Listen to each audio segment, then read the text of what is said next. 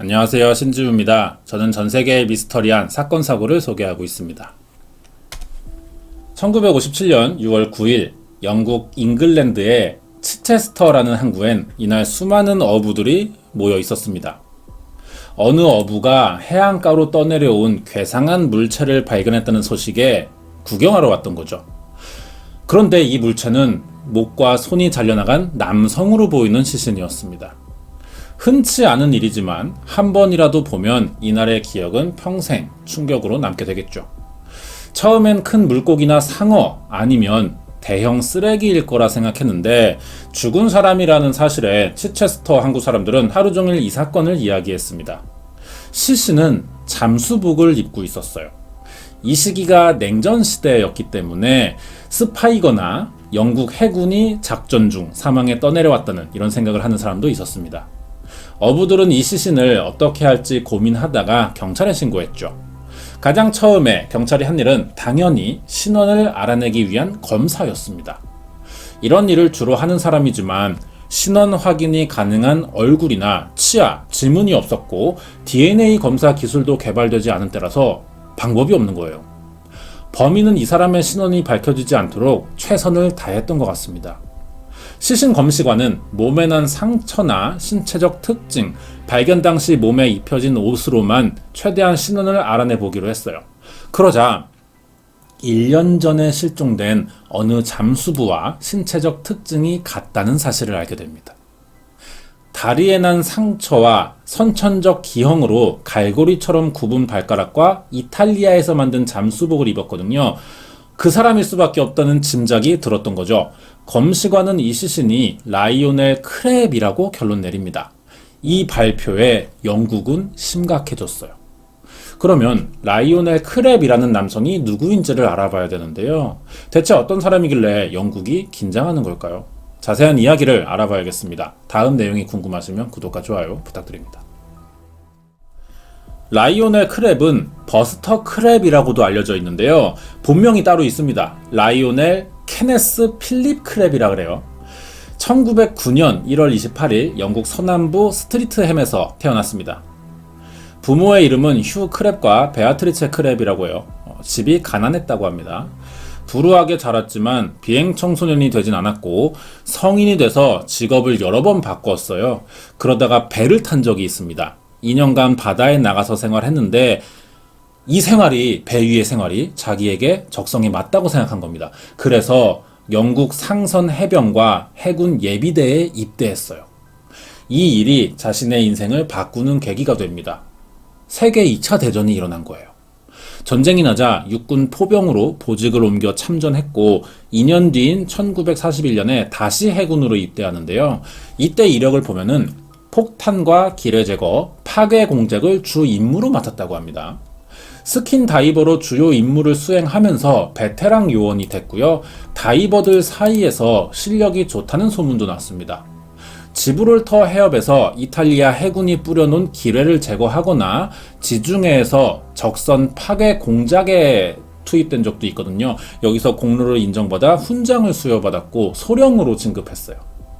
1943년엔 수석 다이빙 교관으로 근무했고 이탈리아전에서 리보르노와 베네치아 항구의 지뢰 제거 임무로 파견됩니다. 이 임무로 이번에는 대영 제국 훈장을 받았죠. 라이오넬은 영국을 위해 많은 공을 세웠고 대중의 인지도까지 생겼습니다. 미국의 배우이자 수영 선수 중에 버스터 크랩이라는 사람이 있어요. 이 이름을 따서 버스터라는 별명으로도 불렸죠. 결국 2차 세계대전은 연합군의 승리로 끝납니다. 라이오넬 크랩은 1947년까지 해군 장교로 복무했고 소령으로 전역하게 되는데요. 하지만 너무 오랫동안 군 생활을 했던 거죠. 다른 퇴역 군인들처럼 사회에 적응하기가 힘들었던 겁니다. 군인일 때는 영웅으로 불렸어요. 하지만 밖에 나와보니 아무것도 아닌 평범한 남자였던 거죠. 매일 밤마다 군 복무 시절이 생각났고 술이 없으면 잠을 자지 못할 정도로 스트레스를 받았습니다. 그러다 알코올 중독에 걸려요. 결혼을 했지만 가정을 돌보지 못했고 군대 시절 작전에 투입되는 생각이 계속 나서 24시간 잠수복을 입고 살았습니다. 당연히 아내와 불화가 생길 수밖에 없고요. 이혼을 하게 되죠. 이때 위자료까지 주다 보니까 생활비가 부족해졌고 이제는 새 일자리를 찾아야 했습니다. 군에서 일한 경력이 좋았죠. 그래서 민간 다이버로 취직했어요. 스페인의 갤리온선 잔해를 탐사하는 일이었는데 워낙 경력도 많고 실력 있는 다이버였기 때문에 일을 잘했죠. 이렇게 민간 다이버로 일하다가 갑자기 영국 해군에 다시 복귀합니다. 1950년과 1951년에 침몰했던 해군 잠수함에 남은 전사자나 유해, 생존자를 수색하는 임무를 맡았어요. 이때는 수색 작업에 실패합니다. 그래도 원하던 영국 해군에 다시 입대했고 새 아내를 만나서 재혼도 했죠. 그런데요, 재혼한 지 1년 만에 별거를 시작합니다. 그리고 또 이혼을 해요.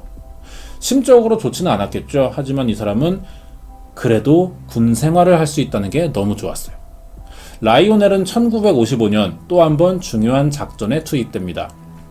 당시에 민주주의와 사회주의가 대립하던 때예요. 그래서 영국과 소련이 사이가 좋지 못했습니다.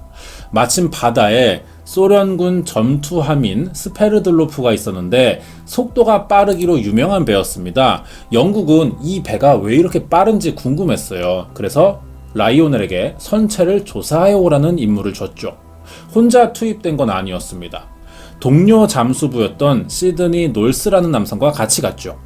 두 사람은 배 밑바닥에서 원 모양의 큰 구멍을 발견합니다. 이 안에 배의 기동력과 추진력을 높여주는 프로펠러가 있다는 사실을 알았어요. 이 정보를 해군에 보고했고 라이오넬은 오랜만에 임무를 완수할 수 있었습니다. 그리고 많은 시간이 지나요. 세계 2차 대전에서 큰 활약을 했고 소련까지 진급한 라이오넬은 계속 가능하면 최대한 해군으로 더 일하고 싶었습니다. 하지만 나이가 들기 시작하죠. 계속 위험한 임무에 투입되기에는 기능이 떨어지는 겁니다. 결국 46살의 나이로 중령 전역을 해요. 다이버로서 많은 경력이 있었지만 인간의 몸은 나이를 먹을수록 능력이 떨어질 수밖에 없습니다. 누구나 겪어야 되고 언제까지 막을 수는 없는 은퇴였어요. 하지만 라이오넬에게는 이 전역이 굉장히 큰 충격으로 다가온 거죠. 또 잦은 음주와 흡연을 합니다. 건강이 너무 나빠졌어요. 가끔 술에 취한 상태로 거리를 다니다가 자기가 해군 다이버로 있을 때 알고 있던 기밀 사항을 여기저기 말하기도 했었죠. 그러다가 이상하게 또 한 번 라이오넬에게 다시 기회가 온 겁니다. 중령 전역한 라이오넬 크랩은 1년 만인 1956년 영국의 비밀 정보부인 MI6의 임시 요원으로 채용됐어요. 나이가 많아서 퇴역한 장교인데 왜 비밀 정보부에서 부른 걸까요? 아직 첩보원 중에 라이오넬만한 실력자가 없어서일 수도 있고 아니면 밝히지 못하는 어떤 이유가 있을지도 모르죠. 라이오넬은 상관없었습니다. 이런 게 아직 임무를 수행할 수 있는 사람이라는 걸 증명하고만 싶었어요. 그런데 이미 잦은 음주와 흡연으로 건강 상태가 너무 나빠져 있던 겁니다. 호흡이 예전 같지 않았어요. 예전처럼 물속에서 오랫동안 잠수할 수 없었습니다. 생명이 위험해질 수도 있는 위험한 임무를 맡게 될지도 모르는데 예전 같지 않은 거예요, 실력이. 당시 MI6는 정상회담으로 영국의 순방이 예정돼 있던 소련 공산당 제1서기장인 니키타 후르시초프와 총리인 니콜라이 불가닌을 태운 전투함 오르조니키지를 조사하라는 임무를 맡게 됩니다. 이 임무를 수행할 사람으로 라이오넬 크랩을 선정했던 거예요. 1956년 4월 17일 영국 포츠머스의 셀리포터 호텔에 라이오넬과 매튜 스미스라는 남성이 같이 투숙합니다. 여기서 이틀 정도 시간을 보내고 19일 오전에 잠깐 호텔을 빠져나와요. 그런데 잠시 후 매튜 스미스라는 남성만 혼자 호텔에 돌아온 겁니다. 여기서 이 사람은 모든 짐을 챙기고 숙박 요금을 계산한 뒤에 호텔을 나왔어요. 그럼 같이 있던 라이오넬은 어디에 있냐는 거죠. 1956년 4월 18일 정상회담이 열리기 전날 영국 포츠머스 항으로 소련의 전투함인 오르조니키지와 스마트리아 슈친이 들어옵니다. 라이오넬은요, 이 배들을 조사하기 위해 작전에 투입해야 했었습니다. 그런데 냉전 시대를 끝낼 수도 있는 중요한 정상회담이었단 말이죠. 영국 수상이었던 앤서니 이든경은 절대로 소련의 정보를 빼내기 위한 어떠한 스파이 활동도 하지 말라는 경고를 한 상태였습니다. 하지만 그렇다고 해서 국가정보기관인 MI6는 가만히 있을 수 없던 거예요. 독자적인 활동을 한 겁니다. 정부의 경고를 적당히 빠져나가기 위해서 마땅한 사람을 찾던 중에 실력 있는 다이버이자 민간인 신분인 라이오넬 크랩을 이 작전에 투입시키기로 했던 겁니다. MI6 입장에서는 정규 요원도 아니니까 실패해도 큰 손해를 입지 않을 만한 사람이 필요했던 거예요. 이게 나이든 퇴역 군인을 다시 현장에 투입시킨 이유였습니다. 그러면 라이오넬은 왜 사라진 걸까요? 1956년 4월 18일부터 임무 대상인 오르조니키지 함 근처에서 시험 잠수를 했고요. 비밀리에 작전을 준비하고 있었습니다. 그리고 다음날 임무 수행에 들어가는데요. 이때 잠수하던 중 호흡장치에 이상이 생겨서 물 위로 올라온 적이 있어요. 잠수에 실패했던 거죠. 원인은 산소통에 탄산가스가 찼기 때문이었습니다. 라이오넬은 당황하지 않고 가스를 제거한 뒤에 다시 잠수를 시도했어요. 그 뒤로 라이오넬은 다시 물 위에 올라오지 않았습니다. 그대로 실종된 거예요. 그러면 같이 임무를 수행하기로 했던 매튜 스미스라는 남성은 왜 혼자 호텔로 돌아온 걸까요? 더 이상한 점은 라이오넬의 실종 소식이 들리고 기사가 나가자 이들이 머물던 호텔 출입부 명단에서 라이오넬과 매튜 스미스의 이름이 사라졌다는 겁니다. 이어서 라이오넬의 실종 전 행적들까지 연달아 사라지기 시작해요. 어떤 외압이 있었는지 아니면 MI6가 정부의 지시를 무시했다는 책임을 피하기 위해서인지는 모르겠지만 분명한 사실은 이 작전이 있었다는 사실 자체를 숨기려는 것 같다는 거죠. 영국에서 많은 공로를 세운 예비역 중령의 실종 소식이 알려지는 중이었고 4월 29일에 회담을 마친 소련 측 정상들은 본국에 돌아갑니다. 그러자 바로 다음 날 영국 해군이 라이오넬 크랩은 잠수 기구를 시험하던 중 사고로 사망한 것 같다는 발표를 해버려요. MI6 기밀작전에 투입됐다가 바다에서 실종된 사실은 이미 알려져 있는데 작전 중 사고로 사망했다는 발표를 하니까 사람들은 당연히 믿을 수 없는 거죠. 사건을 제대로 조사하지 않고 덮으려고 하는 것처럼 보이니까 많은 의혹을 제기했습니다. 영국 정부는 라이오넬이 정부의 허가 없이 독단적으로 일을 벌이다 사고로 죽은 것이 확실하며 그 이상은 국가기밀 유출과 국익에 위배된다는 이유로 제대로 된 해명을 하지 않으려고만 했습니다. 사건을 책임져야 할 사람들은 전부 덮으려고만 했어요. 하지만 반대로 라이오넬이 이날 어떻게 실종됐는지 알고 싶어하는 사람들은 너무 많았던 거죠. 그러면 이제 기자들이 나설 차례가 됩니다. 사건 발생 이틀 전인 4월 17일 라이오넬과 같이 호텔에 있었다는 매튜 스미스라는 남성을 찾으려고 했어요. 하지만 이 사람도 잠적해버립니다.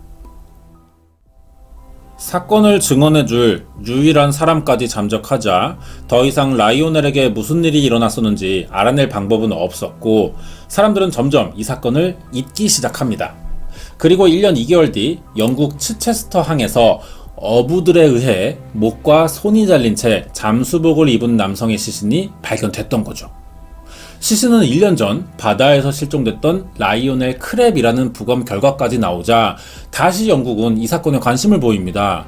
그런데 그 당시 영국 정부의 발표와는 다르게 어떤 범죄라도 당한 것처럼 머리와 손이 없다는 거죠. 이때는 DNA 감식 기술이 없었습니다. 시신의 정체가 라이오넬이라고 100% 확신하지는 못했어요.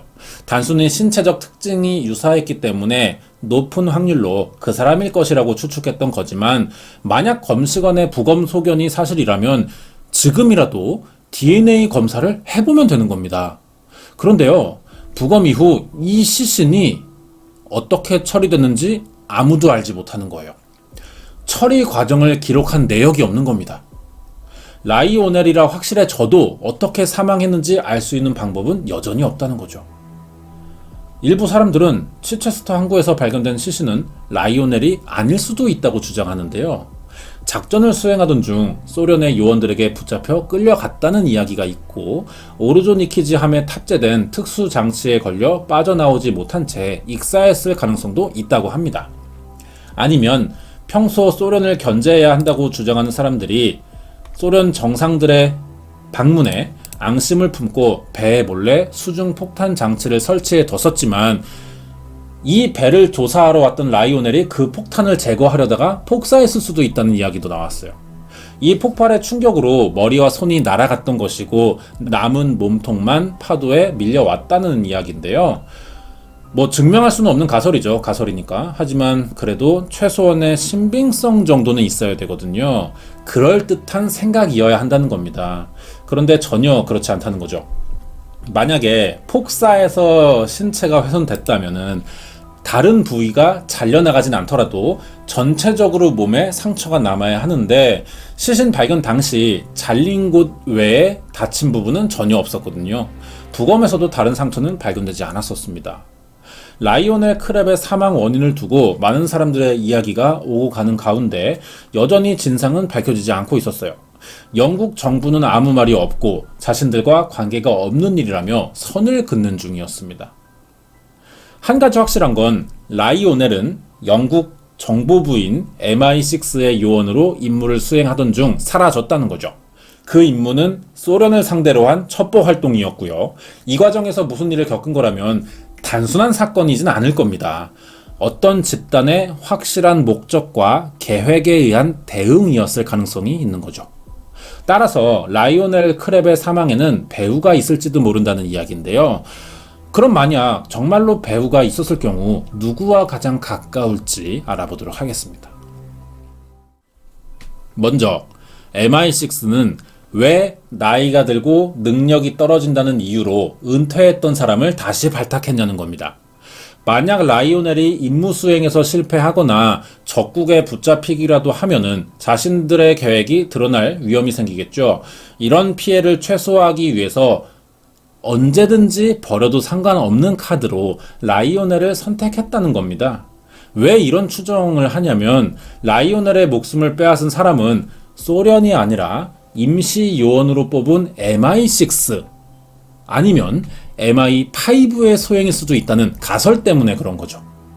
영국은요, 국가 안보와 정보 수집을 위해서 두 개의 기관을 만들었습니다. 이게 MI5와 MI6인데요. 쉽게 구분하자면은 MI5는 국내 정보 수집을 담당하고요, MI6가 해외를 맡는 식입니다. 그러니까 MI6의 해외 첩보 활동을 국내 정보 담당 기관인 MI5가 막았다는 거예요. 이건 한번 따져볼 만한 이야기 같은데요. 이 사건이 생긴 이유는 MI5와 MI6 그리고 영국 정부의 입장 차이 때문이라는 겁니다. 우선 MI5는 담당하는 역할의 성격상 영국 정부의 방침을 우선 할 거예요. 영국 정부는 정상회담을 앞두고 소련을 자극하고 싶지 않았기 때문에 첩보 활동을 금지시켰죠. 하지만 해외 정보를 담당하는 MI6는 그러고 싶지 않았습니다. 그래서 정부 지침을 무시하고 첩보 활동을 시작했죠. 그런데 이 활동을 알게 된 MI5가 라이오넬을 제거하면서 MI6의 계획을 막았는데, 시신의 정체가 드러나면은 MI6로 인해서 영국 정부와 소련의 관계가 나빠질 수도 있으니까 시신을 알아볼 수 없도록 머리와 손을 잘랐다고 볼 수 있습니다. 그러자 MI6도 자신들의 계획이 드러날까봐 라이오넬의 기록을 삭제해버린 거고요. 영국 정부는 MI5로부터 라이오넬의 제거를 보고받았겠지만 이 내용을 그대로 발표할 수는 없는 거죠. 그래서 단순히 라이오넬이 사망했다고만 발표했던 건데 1년 2개월 뒤에 이 사람의 시신이 발견돼버린 겁니다. 그런데 시신 상태가 그 당시 영국 정부에서 발표한 내용과는 맞지 않으니까 이러한 식으로 의심해 볼 수밖에 없다는 거죠. 결국 라이오넬 사망의 배후가 MI5를 움직인 영국 정부라는 이야기가 되는데요. 이 이상 더 유력한 추정은 없어 보입니다. 그러던 중에 2007년 아주 충격적인 이야기가 다시 한번 전해졌어요. 영국 신문인 데일리 미러는 이 사건의 배후가 그동안 유력했던 영국 정부나 보안기관이 아닌 제3자의 가능성이 있다고 소개했습니다. 당시 소련 지도자들이 오르조니키지 함에 타고 있던 소련 군인은 영국 요원인 라이오넬을 발견하고 그 자리에서 처형해 머리와 손을 제거한 후 바다에 버렸다는 거예요. 이 사건에 관련이 됐었다고 증언한 사람까지 나타난 겁니다. 이 내용이 사실이라면 현재 이 사건의 내막에 가장 가까운 정황이 될 텐데요. 증언이 사실인지 거짓인지는 당사자만 알 겁니다. 하지만 여기서 의심해볼 만한 부분은 이 사람은 왜 이제 와서 증언하게 되냐는 거죠. 하지만 이 질문에 제대로 된 대답을 하지 못했어요. 여러 추정이 있지만 가장 확실해 보이는 한 가지는 1957년 치체스터 항구로 떠내려온 시신이 라이오넬이라는 겁니다. 이 외에 사건의 진상은 하나도 밝혀지지 않은 상태고요. 소련은 지금 러시아가 됐지만 영국 정부와 같이 이 사건에 대해서 아무 입장을 밝히지 않고 있습니다. 정부가 숨기려고 할 정도면은 이거는 쉽게 밝힐 수 없는 사건으로 계속 남을 것 같아요. 이렇게 라이오넬 사망 사건은 영국의 미제 사건으로 지금 남아 있습니다. 준비한 내용은 여기까지예요. 끝까지 봐주셔서 감사드리고요. 이번 이야기는 1956년 영국에서 사라진 비밀요원 라이오넬 크랩의 사망 사건에 관한 미스터리였습니다.